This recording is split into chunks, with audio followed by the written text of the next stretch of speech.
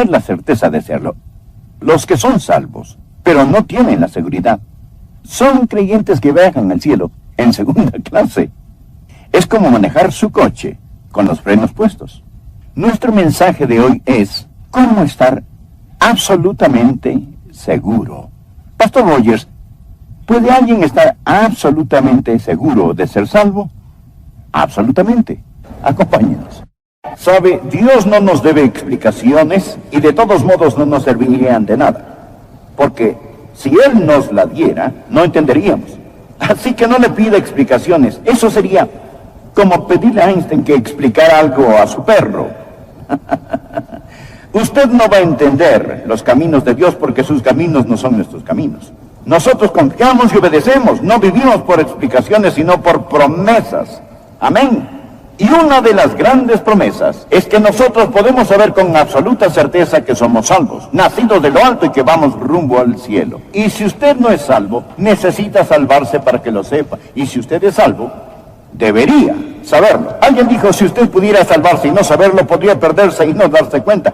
Más la verdad es que usted puede saber sin lugar a dudas que es salvo. Nosotros cantamos una canción, salvo por su divino poder. Existen solo dos clases en el mundo. Nosotros dividimos a las personas en clase alta, clase media, clase baja. Pero Dios no hace eso. Hay solo dos clases, los salvos y los perdidos. Los creyentes y los no creyentes. Y usted está en una u otra categoría. Usted dirá, bueno, no soy absolutamente salvo, Pastor Rogers. No, nadie es salvo a medias. Ser salvo a medias es estar totalmente perdido. O usted es salvo, o está perdido. Bien, usted responderá, solo Dios puede decir quién es salvo. Tiene toda la razón. Y de eso es lo que hablaremos hoy. Y vamos a descubrir lo que Dios dice. Y cuando averiguamos lo que Dios enseña, entonces usted puede hacer lo que Él dice y puede estar seguro. Leamos lo que Dios dice. Primera de Juan, capítulo 5, comenzando en el versículo 5. ¿Quién es el que vence al mundo sino el que cree que Jesús es el Hijo de Dios? Este es Jesucristo, que vino mediante agua y sangre, no mediante agua solamente, sino mediante agua y sangre. Y el Espíritu es el que da testimonio, porque el Espíritu es la verdad. Porque tres son los que dan testimonio en el cielo, el Padre, el Verbo y el Espíritu Santo, y estos tres son uno, y tres son los que dan testimonio en la tierra, el Espíritu, el agua y la sangre, y estos tres concuerdan. Si recibimos el testimonio de los hombres, mayor es el testimonio de Dios, porque este es el testimonio con que Dios ha testificado acerca de su Hijo. El que cree en el Hijo de Dios tiene el testimonio en sí mismo. El que no cree a Dios le ha hecho mentiroso, porque no ha creído en el testimonio que Dios ha dado acerca de su Hijo. Y este es el testimonio, que Dios nos ha dado vida eterna. Y esta vida está en su Hijo. El que tiene al Hijo tiene la vida. El que no tiene al Hijo de Dios no tiene la vida. Ahora escuche el versículo clave, el versículo 13. Estas cosas os he escrito a vosotros que creéis en el nombre del Hijo de Dios, para que sepáis que tenéis vida eterna, y para que creáis en el nombre del Hijo de Dios. ¿Somos los creyentes unos crédulos? ¿Sencillamente unos sentimentales?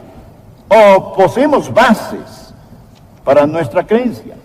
Verá, el Evangelio de Juan, el Evangelio, fue escrito para decirnos cómo ser salvo. Y la primera epístola de Juan fue escrita, la epístola de Juan, para decirnos cómo saber que nosotros nos salvamos. Le motivo a tomar el Evangelio de Juan y leerlo. Dibuje un círculo en los verbos saber, conocer y sus conjugaciones. Tome un bolígrafo rojo y enciérrelos en un círculo. Y no tema hacer anotaciones en su Biblia. Cuando se le gaste, adquiera otra.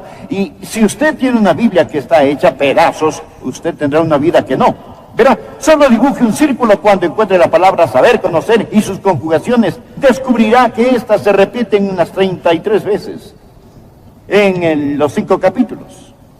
Es el Evangelio de certeza. No es una salvación que se espera, sino una salvación que se conoce. Y Juan dice, estas cosas os he escrito a vosotros que creéis en el nombre del Hijo de Dios, para que sepáis que tenéis vida eterna.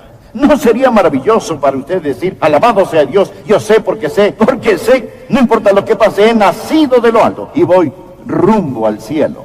También existe otra palabra clave en esta sección, y esta se usa unas 10 veces en estos versículos, y acabo de leérselas. Primera de Juan, capítulo 5, versículos del 5 al 13. Y dicha palabra clave es la palabra que se traduce de varias maneras. Se traduce como testigo, testimonio y testificar. Es la misma palabra, traducida en diferentes maneras. Dios nos da un testigo para que podamos saber. Él nos da un testimonio para que podamos saber. Y de eso hablaremos hoy, de la fuerza, de la fuente de certeza, la base de nuestra creencia. Verá, y recuerde que en otro mensaje dijimos que un cordón de 3 dobleces no se rompe fácilmente. Mencionamos 3 maneras de probar los espíritus falsos. Hoy estudiaremos 3 maneras con las que usted puede saber, sin lugar a dudas, que es salvo y que va camino al cielo y que usted puede estar absolutamente seguro. Bueno, la primera manera, existe la certeza que proviene de la obra expiatoria de Cristo. Anótelo, la obra expiatoria de Cristo. La obra expiatoria de Cristo. Ahora bien, ¿cómo se obtiene esa certeza? Bien, por favor, mire el versículo 6. Este es Jesucristo que vino mediante agua y sangre. No mediante agua solamente, sino mediante agua y sangre. ¿Más qué significa eso? Esto habla de lo que Jesucristo hizo para redimirnos. Y dice que Él vino mediante agua y sangre. ¿Qué significado tiene eso? ¿Qué significado tienen el agua y la sangre? Anote al margen Juan, el Evangelio de Juan, capítulo 19, versículos 33 y 34. El trasfondo de estos versículos es que Jesucristo está en la cruz. Él está agonizando y derramando su sangre en aquella cruz. Y los soldados romanos, para asegurarse que los que habían sido crucificados estaban muertos, los judíos los querían muertos antes del sábado, venían para quebrarles las piernas a los crucificados para acelerar su muerte. Pero cuando llegaron a Jesús, Él ya estaba muerto. Ahora escuchen las Escrituras. Leamos Juan 19, versículos 33 y 34. Mas cuando llegaron a Jesús, como le vieron ya muerto, no le quebraron las piernas. Pero uno de los soldados le abrió el costado con una lanza, y al instante salió sangre y agua. Del costado abierto del Señor Jesús, al instante brotó sangre y agua. Entonces el apóstol Juan nos dice aquí en la epístola que estamos leyendo en Primera de Juan capítulo 5 versículo 6, este es Jesucristo que vino mediante agua y sangre. El fluido pericardio que rodea el corazón es una sustancia acuosa. Y claro, es el corazón lo que bombea la sangre. Mas en ocasiones, bajo gran dolor, el personal médico nos dice que el plasma se separa y ese fluido está allí alrededor del corazón. Ese fluido mixto muestra en parte la agonía que Jesús pasó. Verá, Jesús literalmente murió de un corazón deshecho. No existe agonía como la agonía que sufrió Jesús. Usted no puede entender la presión que estaba sobre el Señor Jesucristo. Vimos una premonición de eso cuando Jesús, en el jardín de Getsemaní, su transpiración se convirtió como sangre. Agua y sangre. Agua y sangre. Jesús murió en agonía. Las eternidades estaban comprimidas sobre el Señor Jesús. Los pecados del mundo fueron destilados sobre Cristo. Él murió de un corazón deshecho. Y cuando ese soldado tomó la lanza y la incrustó en el costado del Señor Jesús, brotó agua y sangre. Ese es el significado de Juan al hablar de agua y sangre. Pero ¿cuál es el mensaje de este? Verá, es la sangre lo que limpia del pecado. La sangre remueve la multa del pecado. La paga del pecado es muerte. Y sin derramamiento de sangre no hay remisión de pecado. Jesús llevó mi pecado y su pecado a esa cruz. Y con su sangre pagó la multa del pecado. Pero también existe el agua. El agua habla de lo que continúa limpiando. No solo habla de salvación, sino de santificación. Amigo, ese es nuestro primer doblez en el cordón de 3 dobleces, que nos da certeza. Es la certeza en la obra expiatoria de Cristo. ¿Lo anotó? Muy bien, anote esto. Existe certeza en el testimonio morador del Espíritu. La obra expiatoria del Hijo, el testimonio morador del Espíritu. Ahora, continúe leyendo la última parte del versículo 6. Verá, y el Espíritu es el que da testimonio, porque el Espíritu es la verdad. Porque 3 son los que dan testimonio en el cielo, el Padre, el Verbo y el Espíritu Santo, y estos 3 son uno. Y 3 son los que dan testimonio en la tierra, el Espíritu, el agua y la sangre. El Espíritu toma el agua y la sangre. El Espíritu Santo da testimonio, y estos 3 concuerdan en uno. Note el argumento de Juan. Sí, este sí puede traducirse, puesto que recibimos el testimonio de los hombres mayores.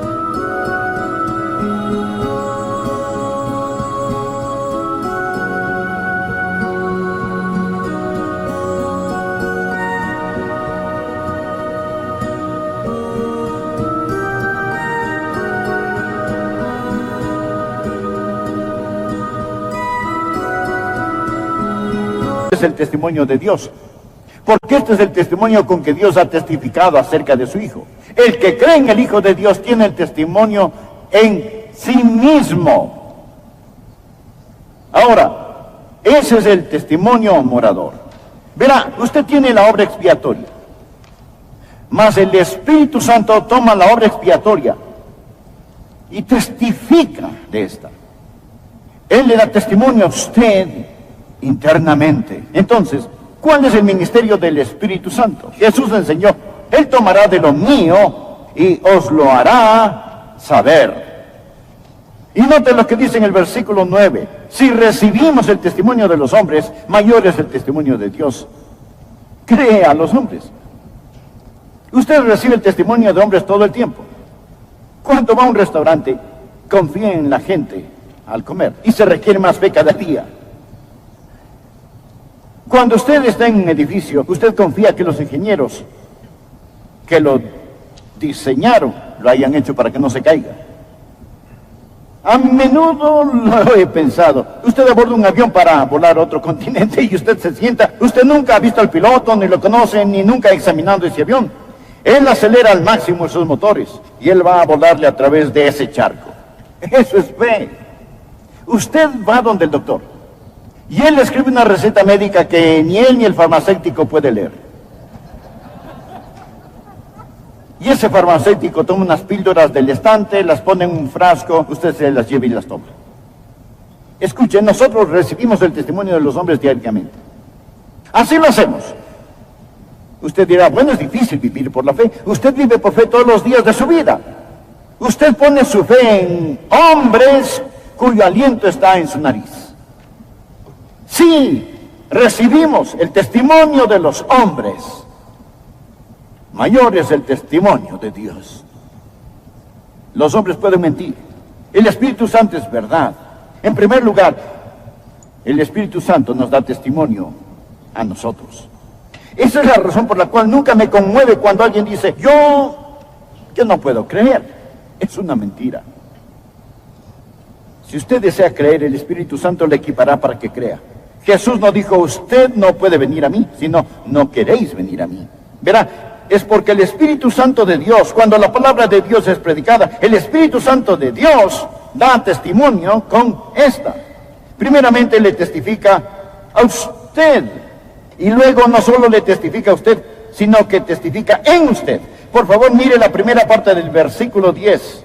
El que cree en el Hijo de Dios tiene el testimonio en sí mismo. Ahora bien, cuando Él le testifica a usted y usted recibe a Cristo, entonces Él entra en usted y así posee el testimonio en usted.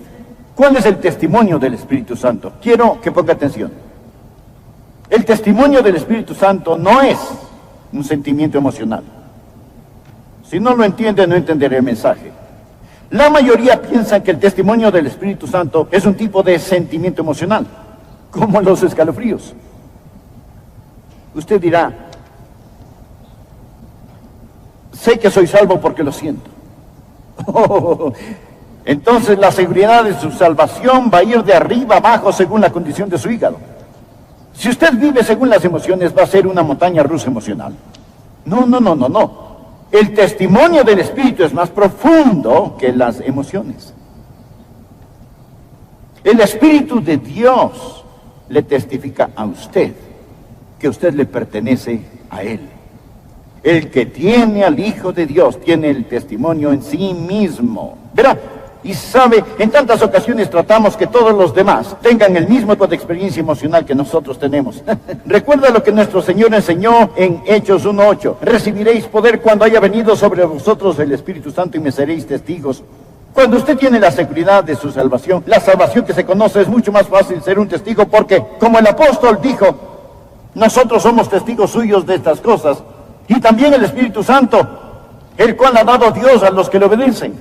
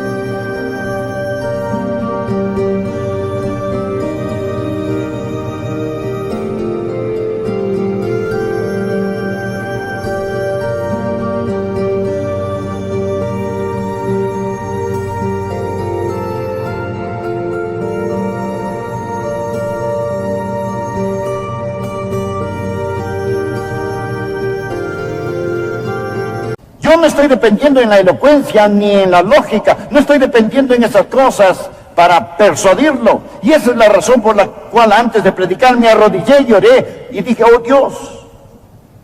Dios, tú eres el testigo. Tú eres el testigo a través de mí. Es el Espíritu Santo de Dios. ¿Quién es el testigo? ¿Cómo tenemos esta certeza? La obra expiatoria del Salvador, el agua y la sangre, el testimonio morador del Espíritu. Tercera cosa.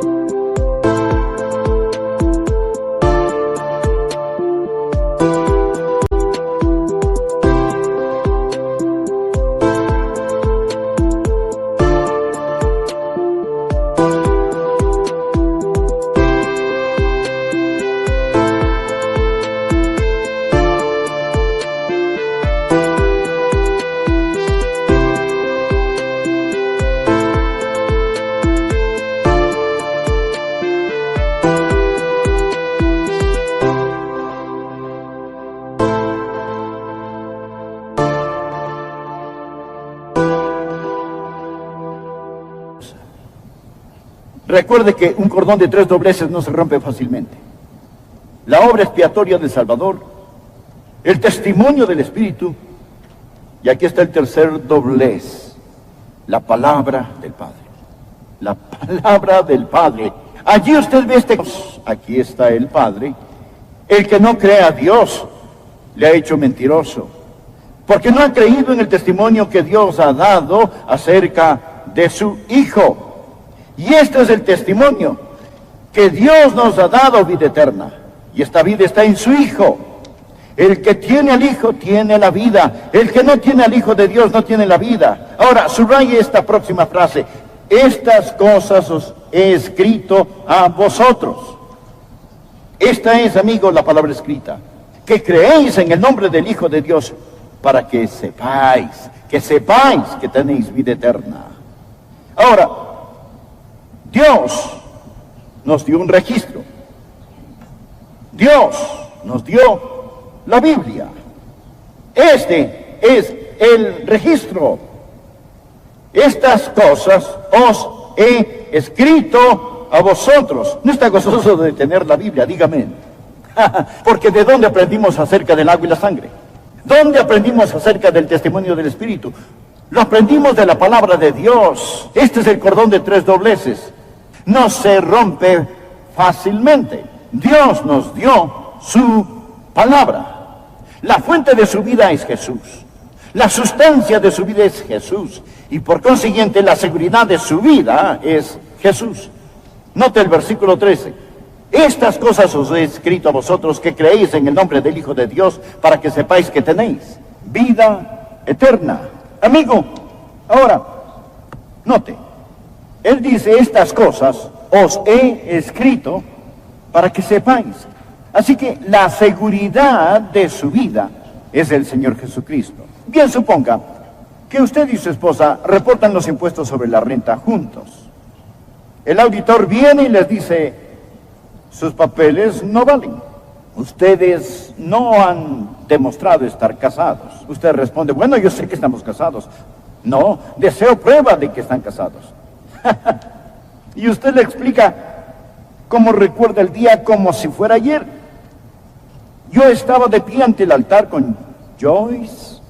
Oh, la hubiera visto cuando pasó al frente en su vestido blanco. Ella iba radiante. Oh, recuerdo cuando el pastor dijo, Adrián, toma Joyce por tu esposa. Yo simplemente me conmoví. Yo recuerdo la emoción que tenía. Recuerdo los sentimientos que sentía.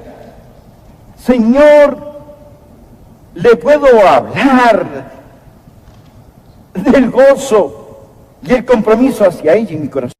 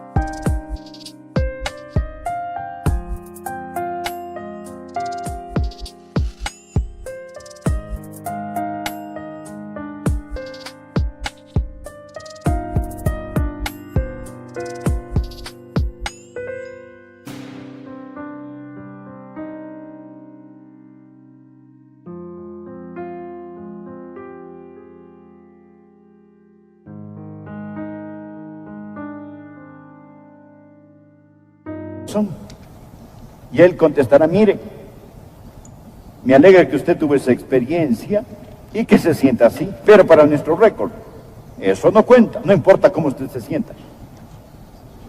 ¿Posee usted algo mejor? Yo le explico, sí, yo tengo algo mejor. Regrese mañana y se lo tendré. Entonces voy a la corte y adquiero el certificado de matrimonio, donde Adrián Pierce Rogers se casó con Joyce Louise Gentry.